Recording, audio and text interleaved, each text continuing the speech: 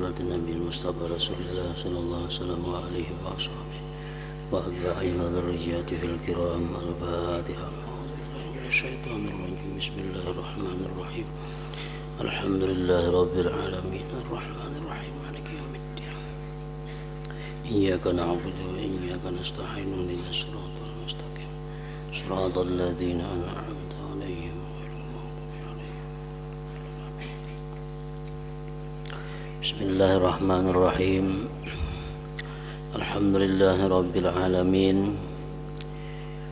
والصلاة والسلام على أشرف الأنبياء والمرسلين سيدنا محمد وعلى آله وصحبه أجمعين. قال المصنف رحمه الله ونفعنا بعلومه. Sesudah ia perhatikan, nyatalah bahwa yang merintangi dirinya dalam beribadah itu ada 4.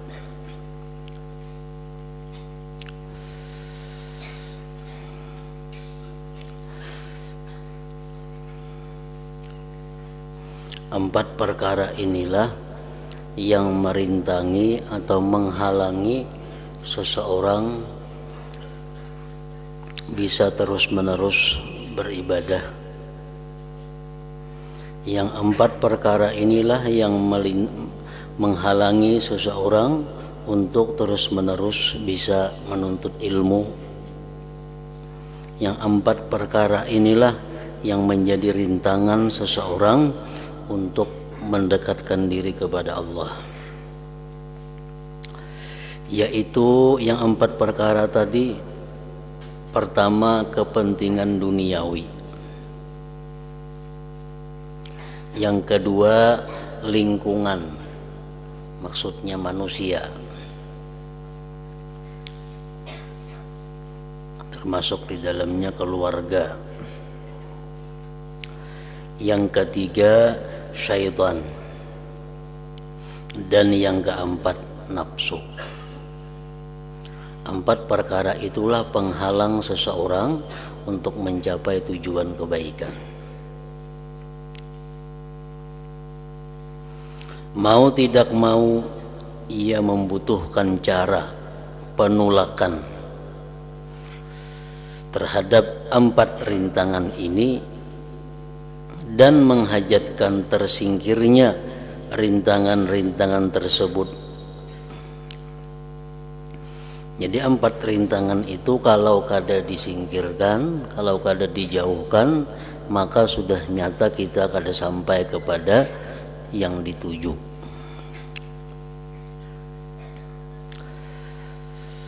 Jika tidak, tentu tidak mudah baginya buat mendapatkan apa yang dikehendakinya, yakni ibadah.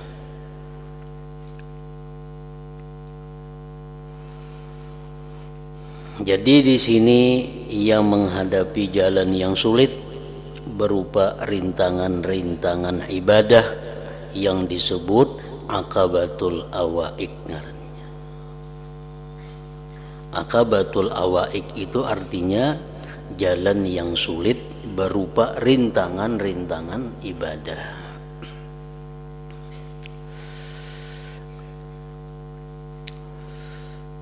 Umpamanya kita hendak mengatur diri kita dalam sesuatu jadwal ibadah. Nah, kita ulah perjalanan kita dalam sehari-hari ini sesuai jadwal ibadah. Umpamanya subuh sembahyang berjamaah, sehabis subuh membaca wirid ini. Kemudian jam sekian kita menuntut ilmu, jam sekian sembahyang duha, jam sekian zuhur berjamaah, sebelum zuhur qabliyah ba'diyah, karena asar berjamaah, qabliyah ba'diyah asar. Sesudah asar ada membaca wirid, kemudian maghrib berjamaah. Antara maghrib isya kita membaca Quran atau wirid-wirid lainnya. Isya berjamaah. Habis isya kita mutalaah atau mudzakarah. Tengah malam ada waktu disediakan untuk menghadap Allah. Subuh kena berjamaah lagi. Itu contoh perjalanan ibadah.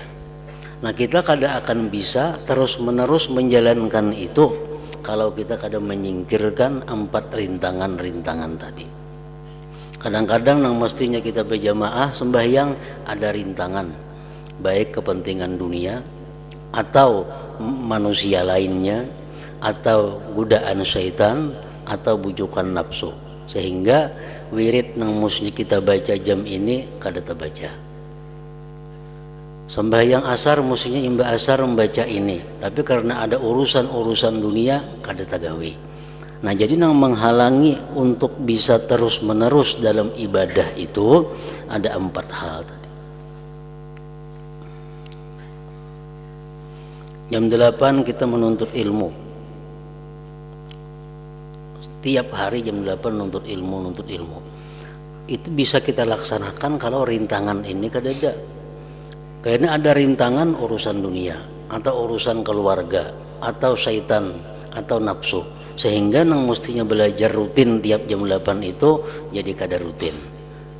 Nah, bila beribadah itu sudah kada rutin, maka Allah sudah kada suka. Mbahnu beribadah, mbahnu kada, mbahnu beribadah, mbahnu kada, Allah kada suka itu walaupun banyak. Allah suka ibadah itu yang terus menerus, yang terjaga walaupun sedikit. Ahabbul a'mal ilallah adwamuha wa in qalla. Allah paling suka amal ibadah seorang hamba itu yang terus menerus sekalipun sedikit. Nyembah sembahyang baca selawat 20 kali misalnya. Tiap sembahyang fardu baca selawat 25 kali. Dikit aja 25, tapi selalu terus menerus. Nah, itu Allah suka.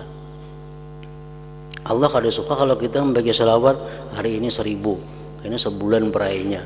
Nah, kada suka macam itu. Allah suka terus menerus itu. Nah, untuk bisa terus menerus itu nang sulit. Merutinakan itu nang sulit. Untuk melewati 4 rintangan tersebut, dunia, manusia, syaitan dan nafsu, harus dengan 4 perkara pula.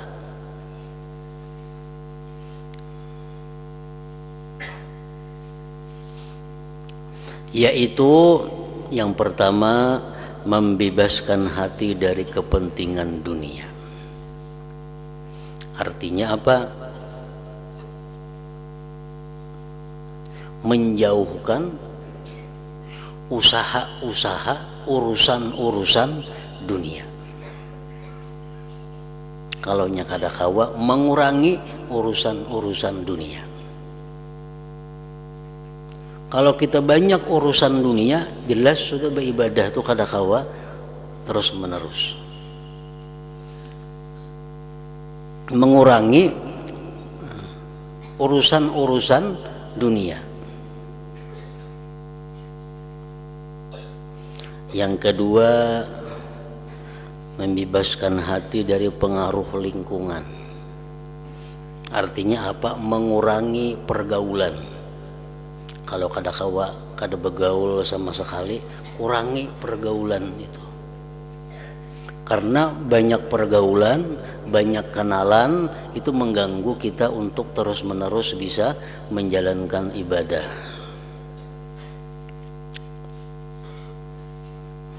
Yang ketiga, memerangi syaitan. Memerangi syaitan ini dengan mengurangi pintu masuknya syaitan ke dalam kita dan memohon perlindungan kepada Allah. Memerangi syaitan itu dengan cara mengurangi pintu-pintu syaitan ke dalam diri kita. Kan ada puluhan pintu syaitan itu bisa masuk ke dalam hati kita. Yang dikurangi pintunya itu dan memohon perlindungan kepada Allah. Yang keempat, dan menggempur nafsu. Artinya mengendalikan nafsu.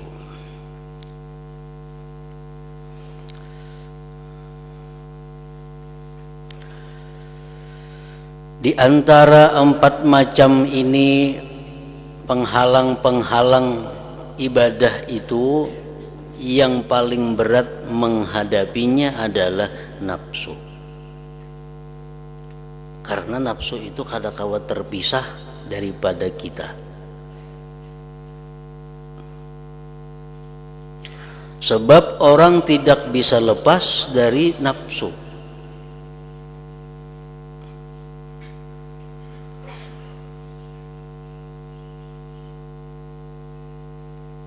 Nafsu kadang-kala lepas selama kita hidup daripada nafsu, serta tidak dapat mengalahkan dan menggempurnya sampai tuntas, seperti halnya terhadap syaitan. Nah, kalau syaitan itu bisa dikalahkan. Kalau nafsu kadang-kala dikalahkan, dikendalikan aja, dibujurakan.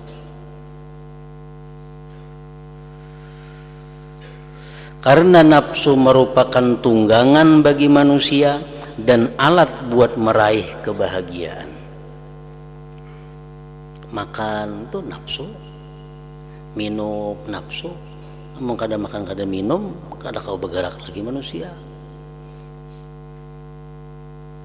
Jadi nafsu itu kadang kau dihilangkan, kadang kau dimatikan, nang kawa itu dikendalikan. Hendak makan, nah di situ kita nafsu, cuma dipikirkan nangku makan ini halal atau kada, nangku makan ini apakah menguntungkan ibadahku atau kada. Nah itu ngarannya mengendalikan nafsu. Hamba yang hendak beribadah juga tidak dapat dan tidak boleh menyetujui ajakan nafsu. Nafsu itu bisa membawai kita beribadah.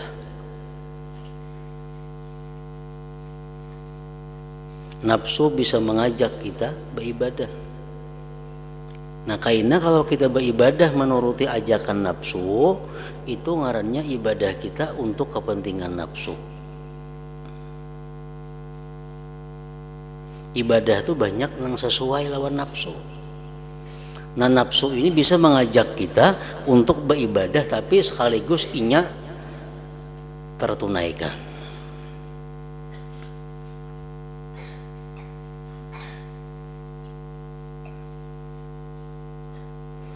Hamba yang hendak beribadah juga tidak dapat dan tidak boleh menyetujui ajakan nafsu.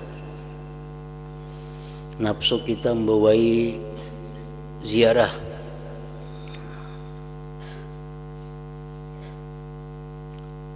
Nah, ziarah ini contohnya, atau contoh nafsu mengajak kita membawai ziarah ke kubur-kubur nabi, ke kubur-kubur aulia umpamanya. Nah ini hati-hati ajakan nafsu, karena nafsu itu hendak nyaman dinya. Karena bila ziarah itu keliling kota, melihat nang bagus-bagus, melihat nang nyaman-nyaman, melihat rekreasi. Nah sekaligus nafsu dapat keuntungan di situ. Padahal ajakannya adalah ziarah. Nah bila ziarah karena nafsu itu bukan barakah para nabi, barakah para wali yang didapat, tapi kerugian baik dunia atau akhirat.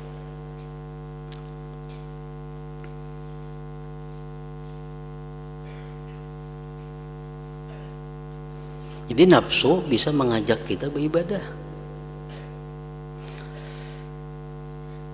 Hamba yang hendak beribadah juga tidak dapat dan tidak boleh menyetujui ajakan nafsu. Pada apa yang menjadi maksudnya? Karena nafsu itu diberi watak, diberi sifat melawan kebaikan dan selalu mengikuti lawan kebaikan. Nafsu itu sudah amarah bisu. Nafsu itu mengarah kepada kada baik. Jadi kalau nafsu kita hendak berbuat baik, itu pasti ujung-ujungnya kada baik.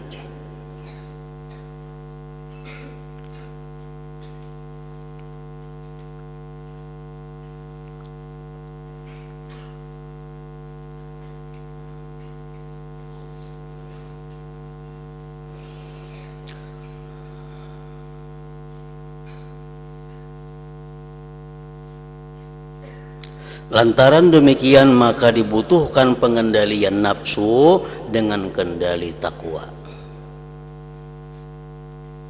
Maka dibutuhkan pengendalian nafsu dengan kendali takwa, supaya adanya nafsu senantiasa menguntungkan hamba tersebut dan tunduk kepadanya dalam ia beribadah, sehingga tidak menjadi durhaka. Lalu ia menggunakan nafsu bagi kemaslahatannya dan bisa mencegah nafsu dari kebinasaan.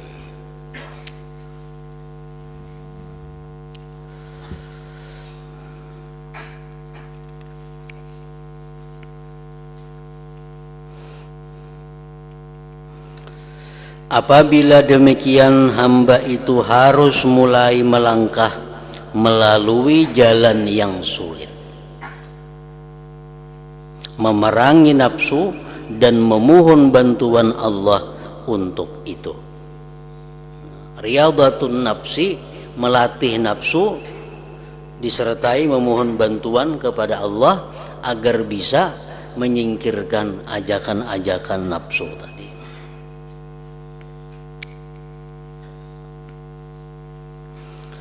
Kalau sudah selesai melewati jalan sulitnya nafsu, tentu ia akan kembali menuju ibadah.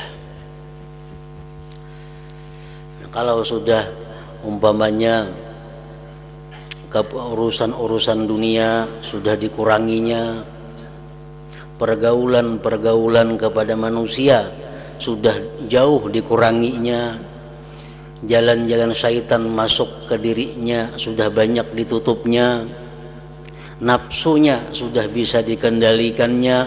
Nah, hanyar ini bisa pulang memulai ibadah dengan baik. Nah, begitu ibadah sudah dimulai dengan baik, sudah kau mengatur dirinya, menyeleksi kawan sudah bisa, ini yang patut dikawani, ini nang kada.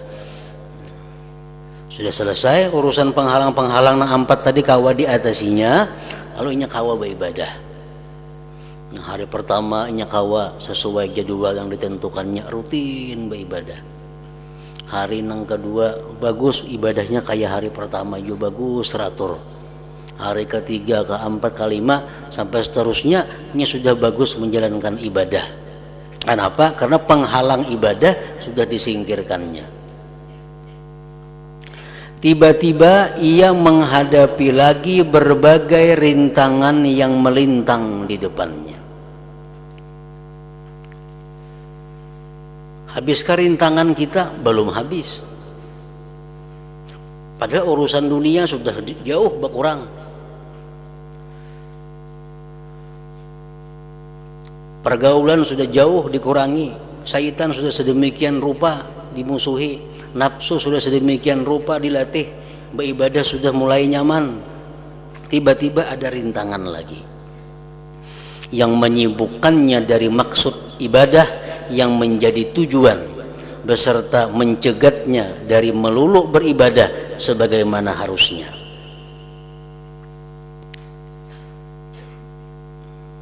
Tatkala diperhatikan, ternyata rintangan yang menghadang itu ada 4, yaitu pertama rizki, masalah rizki. Kan tadi hendak beribadah supaya kawa lurus, supaya kawa terus menerus, kurangi urusan dunia, kurangi pergaulan, perangi syaitan, kendalikan nafsu, itu sudah kawa. Lalu yang beribadah nyaman beribadah. Nah, nangarannya usaha dunia dikurangi, pergaulan kawan-kawan dikurangi, otomatis pemasukan duit jadi kurang. Kita pikir, amun kayak ini cara aku bisa berhabisan modal nih beribadah, kayak pakai ini aku anak sekolah, kayak apa mau ungkusi bini, kayak apa kena mun aku garing berubat, kayak apa kena itu, kayak apa ini. Padahal beribadah sudah bagus karena sudah dikuranginya dunia-dunia, perkawanan dikuranginya. Cuma pikiran timbul, rezeki macet. Dahulu berusaha 8 jam sehari membuka usaha, dikuranginya supaya kawal lurus beribadah, dikuranginya tinggal 2 jam lagi berusaha. Besi kawan banyak, jalan-jalan rezeki, jalan-jalan duit. Sekarang kawan dijauhinya, tinggal kawan-kawan agama yang masih disisakannya. Padahal kawan-kawan dunia ini biasanya membawa peluang rezeki. Nah, sudah sekian beribadah, sudah sekian lawas nyaman, tak pikir rezeki kayak apa? Anak saya genalan, awak saya tuha saya banyak penyakit, banyak memerlukan duit untuk berobat. Nah, urusan dunia dikurangi. Nah, ini penghalang pulang, penghalang.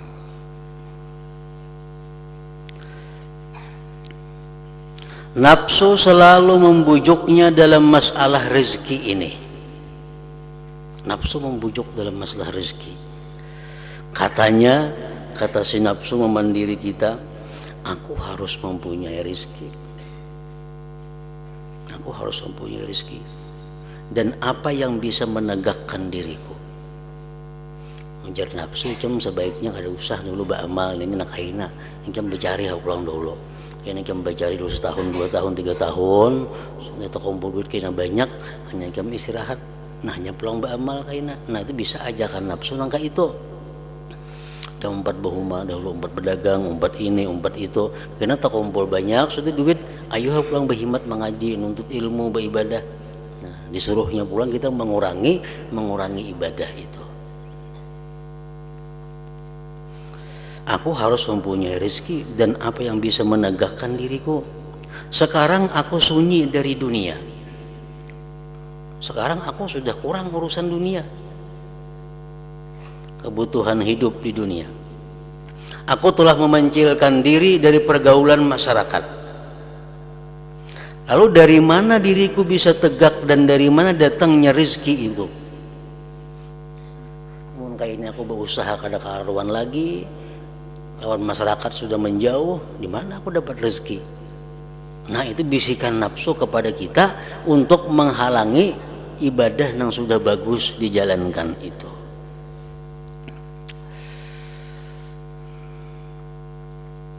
Nah, masalah rezeki itu. Yang kedua yang menghalangi seseorang lagi untuk terus-menerus beribadah tadi, beraneka gerak hati. Timbul dalam hati kita macam-macam geritik, berupa hal-hal yang ditakuti atau yang diharapkan atau yang dibenci.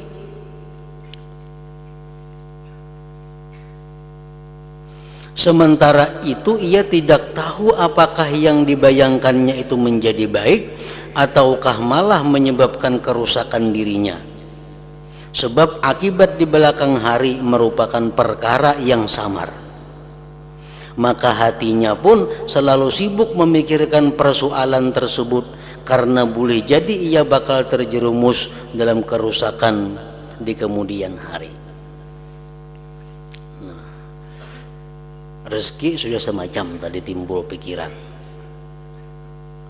Saya sehari saya berkurang pemasukan, saya berkurang pemasukan. Saya sehari saya menjual nang ada, saya menjual nang ada, nukar kada kau lagi. Nah, nang kedua timbul geritik hati ulang. Mau nangka ini berusia aku habis harta. Amun nangka ini kena kayak berusia aku umur panjang hanyar mati. Harta kada ada lagi. Beribadah berusia kada menuntong. Pas rugi keduanya, dunia parai, akhirat parai. Nah, jadi macam-macam timbul geritik hati nang supaya kita ini meninggalkan ibadah.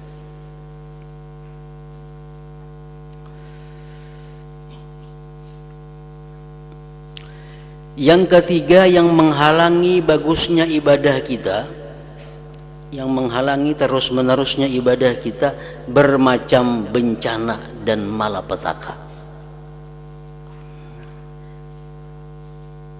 Ini rezeki sudah mulai kurang karena kurang urusan dunia. Geritik hati macam-macam sudah. Datang pulang bencana,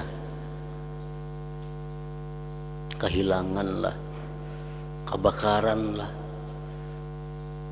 pahumaan kada kau mengatam lah, hama lah, nah bencana. Kadang diharapkan pahumaan itu segini dijual kayaknya bani sekalinya gagal panennya. Bermacam bencana dan malapetaka yang senantiasa ia hadapi di sekitarnya.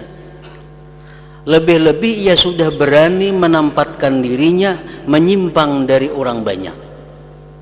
Makanya ini sudah berkurang pergaulan.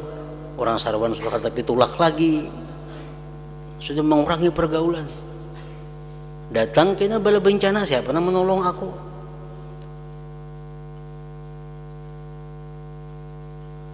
Lagi-lagi ia sudah berani menempatkan dirinya menyimpang dari orang banyak, memerangi syaitan dan melawan ajakan nafsu. Banyak sekali keadaan yang ia rasakan menghalanginya, banyak kepayahan yang ia tanggungkan, banyak kesusahan dan keresahan yang melintang di depannya, banyak bencana yang menyongsongnya. Ini cobaan orang beribadah.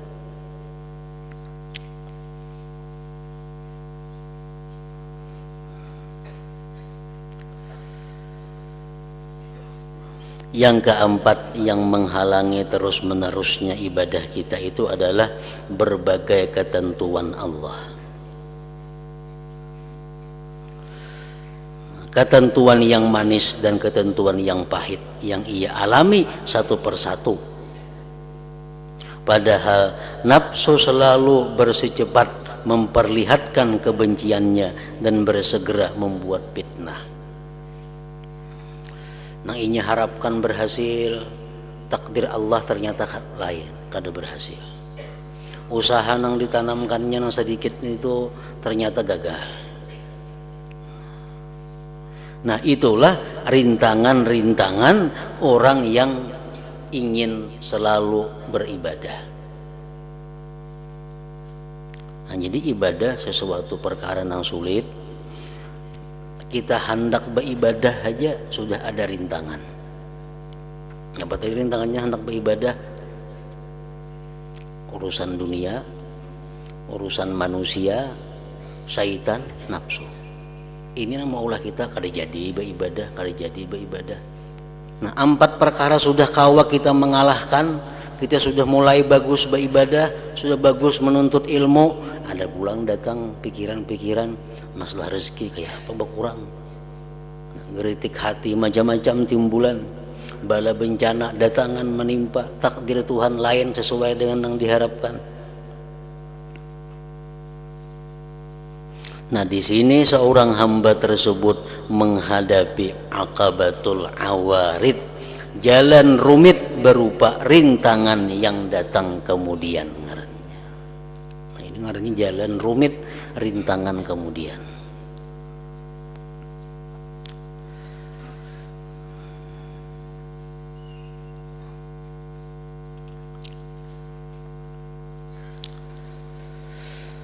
Untuk menebas 4 rintangan itu ia membutuhkan 4 perkara.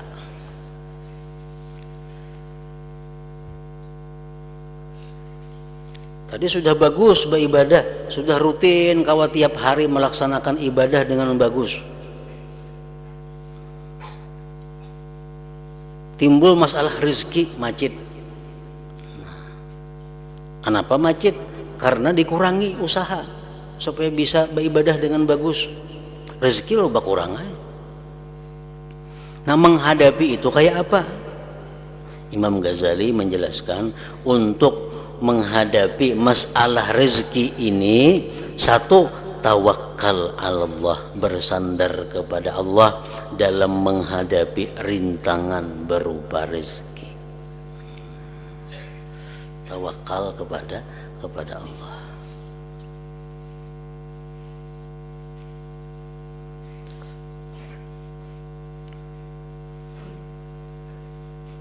Allah sudah menentukan sebelum kita keluar ke dunia ini, Allah sudah menentukan bahwa Fulan bin Fulan itu kuberi rezeki jatahnya jatuhan 20 miliar sepanjang hidupnya. Itu ketetapan Allah. Fulan bin Fulan begitu inya lahir ke dunia sampai inya wafat, inya ku beri rezeki 1 miliar. Ada sekian juta, ada sekian ribu. Itu sudah ditetapkan Allah dan itu kada berubah, kada kawan dirubah.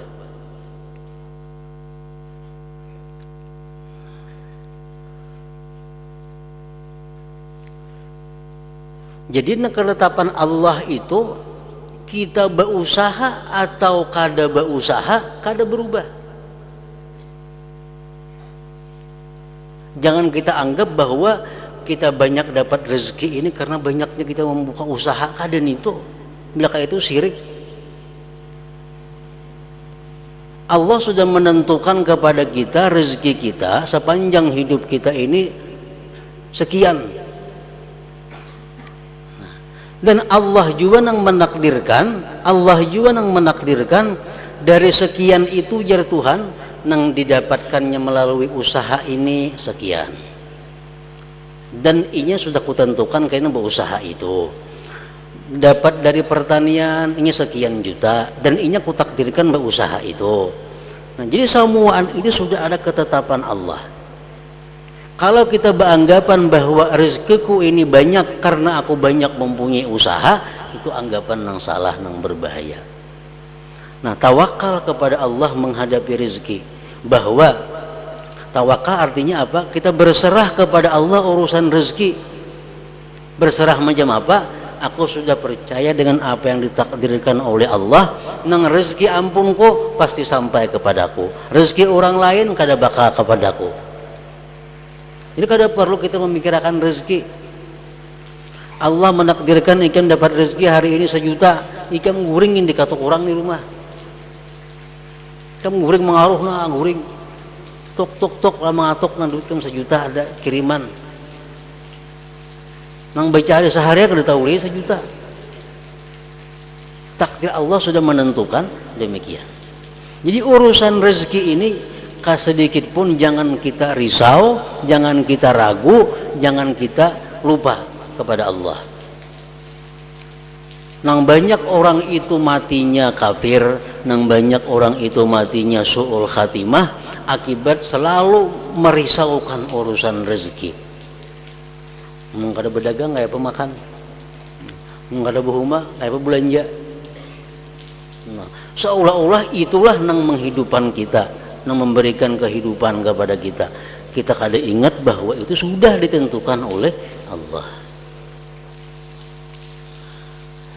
Fulan bin Fulan dapat rezeki 1 juta rupiah jar Tuhan pada hari anu tanggal anu, dapatnya rezeki melalui usaha tani. Dan inya kutakdirkan untuk berusaha tani itu. Nah, jadi kita berusaha tani dapat duit 1 juta, pasti terjadi ini tuh.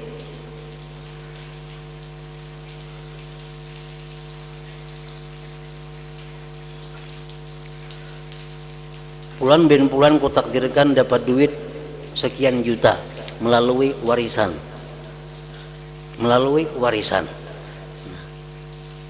Nah, kita sampai hari anu, jam anu mati, siapa kan yang mati? Kita dapat warisnya, takano kita duitnya.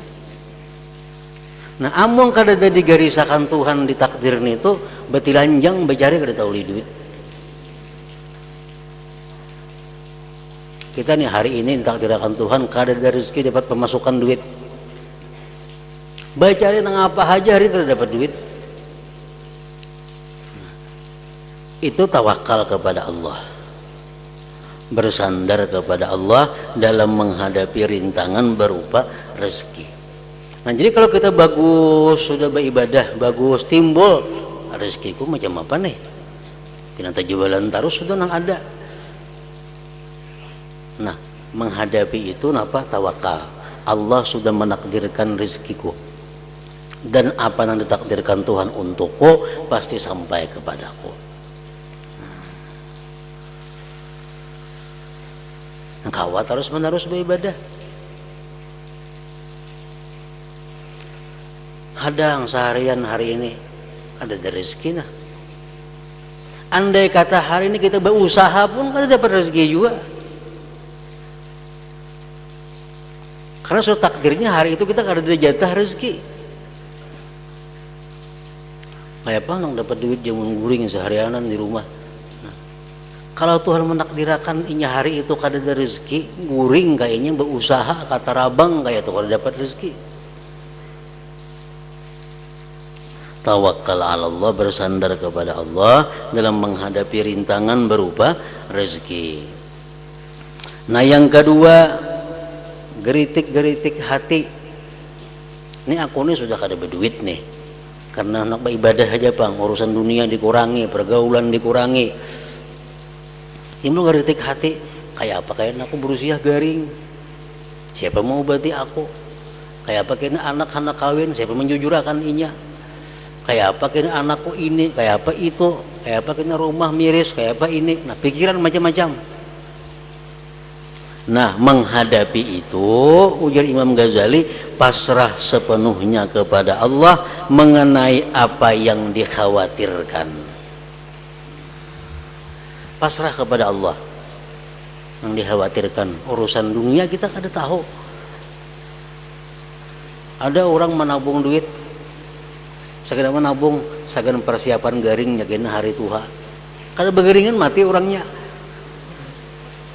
Kalau begeringan mati. Udah menabung lah sekedar garing kena hari Tuhan, kau berubat segala macam. Nah, jadi urusan geritik-geritik hati nangka itu serahkan kepada Allah.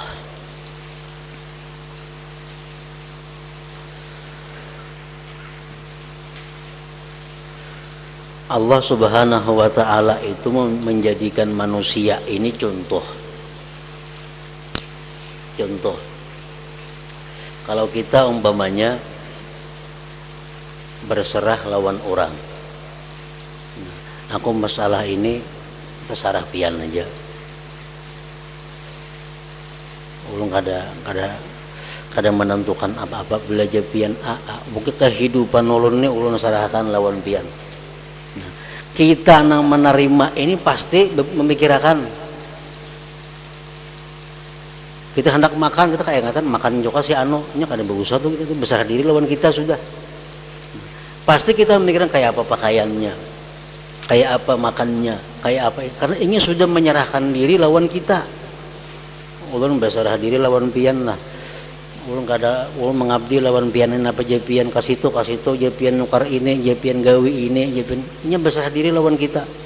Tentu kita ini pasti memikirkan inya karena inya berserah diri mengabdi kepada kita. Nah, itu kita. Kalau Tuhan apalagi? Kalau kita berserah diri lawan Allah, kita hanya mengabdi kepadanya, Allah kadang akan menyia-nyiakan orang seperti itu. Pasti Allah mengaturkan hidupnya dengan sebaik-baik pengaturan, asal bujur-bujur menyerahkan diri kepada Allah. Nah, urusan geritik hati akan datang kayak apa kaina, serahkan kepada Allah. Yang ketiga, menghadapi bala bencana itu diperlukan sabar berkenaan dengan datangnya berbagai bencana. Yang keempat, apa yang kita harapkan tadi kada sesuai lawan kenyataan. Nah, takdir lain. Nah, menghadapi itu ridha ketika menghadapi ketentuan atau qada Allah. Nah, lalu hamba tersebut melangkah melewati jalan yang sulit ini dengan beroleh izin dan bagusnya tunjangan atau pertolongan dari Allah. Amu sudah kawannya mengatasi 4 hal ini, urusan rezeki tawakal dihantamakannya, urusan geritik hati yang dikhawatirkan di masa akan datang taslim kepada Allah, menyerah kepada Allah, urusan bala bencana sabar dihadapinya, urusan qada takdir Tuhan ridha. Nah, sudah dilaksanakan itu beribadah mulus kembali. Nah, mulus beribadah nyaman. Inya bisa melakukan 4 hal ini adalah karena bagusnya pertolongan Allah lawan dirinya. Seusai menebas rintangan dan kembali hendak beribadah kepada Allah. Halo? Sudah nyaman pulang, lurus sudah beribadah.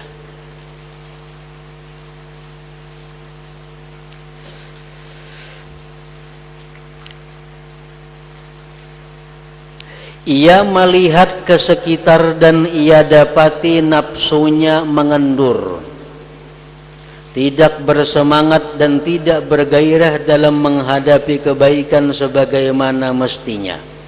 Jadi sudah kau menjalani halangan rintangan sudah habis, beribadah sudah bagus terus menerus. Namun tabiat manusia, sifat watak manusia itu ada perasaan bosan. Mau kadang setiap manusia itu ada merasakan muyak. Nah, orang ini sudah katukan harus beribadah, ada timbul perasaan lama, merasa bosan, merasa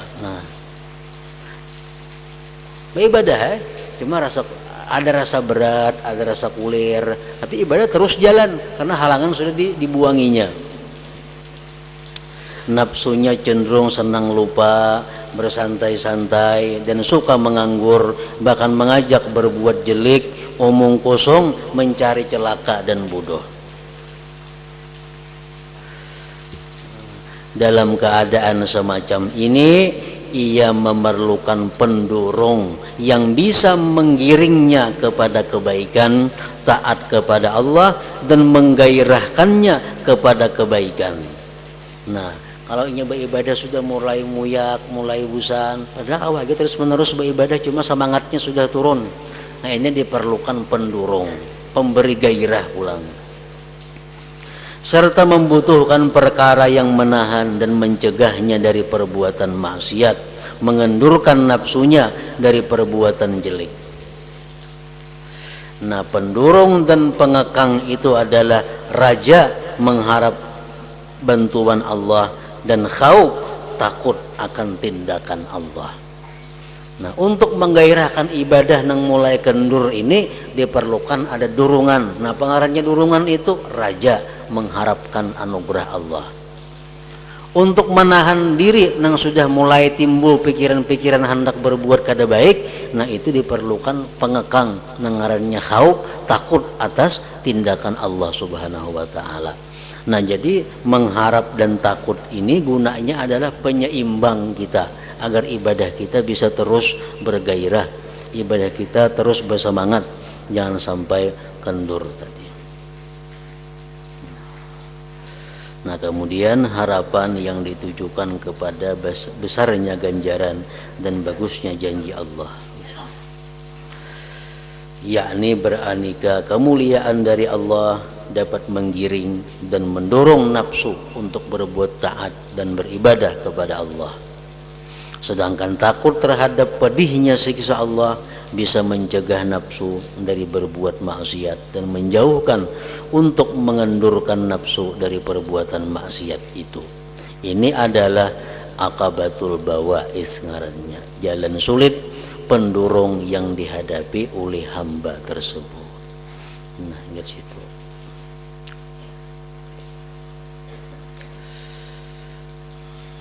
Hadratin Nabi sallallahu alaihi wasallam al-Fatihah. Iyyaka na'budu wa iyyaka nasta'in ihdinas siratal mustaqim. Bismillahirrahmanirrahim. Alhamdulillahi rabbil alamin. Wassallallahu wasallam ala sayyidina Muhammad wa alihi washabbihi ajma'in. Allahumma ighfir lana ma akhta'na wa ma tahammadna wa ma asrarna wa ma a'lanna wa ma asrafna wa ma anta a'lam bihi minna antal muqaddim wa antal muakhir la ilaha illa anta. Sallallahu alaihi wasallam Muhammad wa alihi wasallam.